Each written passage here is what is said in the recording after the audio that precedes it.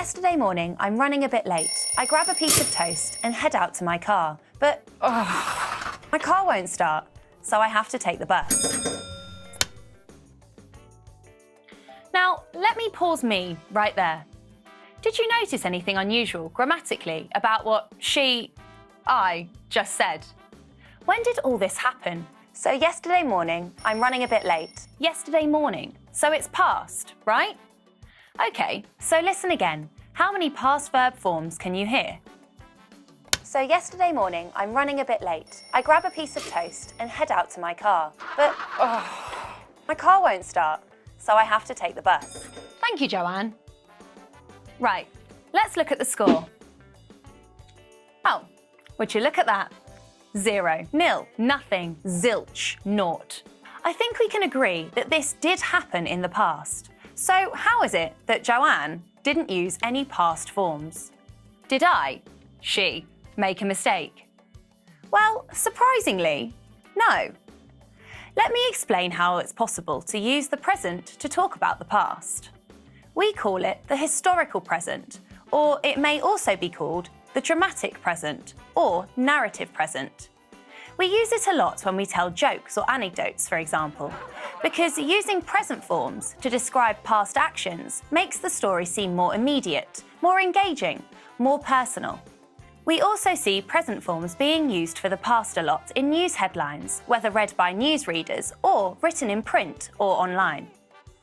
And historians might use it to talk about the ancient past in a way to make history more appealing. In 1066, William the Conqueror invades England and thousands of new words enter the English language. Now, in all of these cases, we could use past forms. Let's get Joanne back to tell us the story again, only this time using past forms.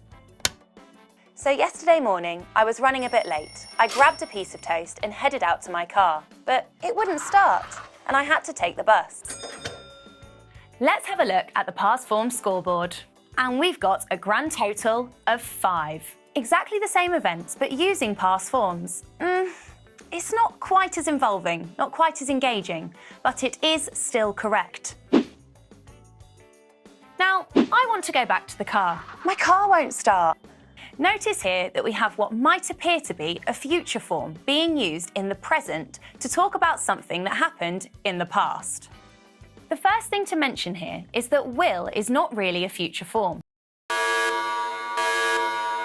It's a modal auxiliary, and we do use it to talk about an intention to do something in the future. Say, for example, opening a window. It's hot. I'll open the window. The act of opening the window might be in the future, but the intention to open it is in the present at the moment of speaking.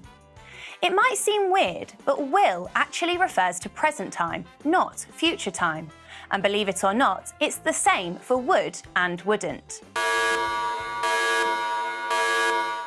In the same way that will and won't are not about future time, would and wouldn't aren't about past time.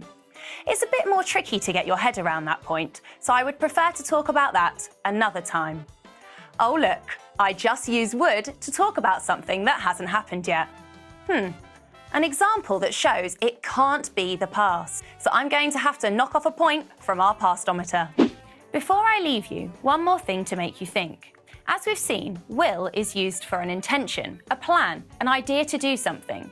So when we say, my car won't start, are we suggesting the car doesn't have the will to start? It has chosen not to start just to wind us up, just to make us angry.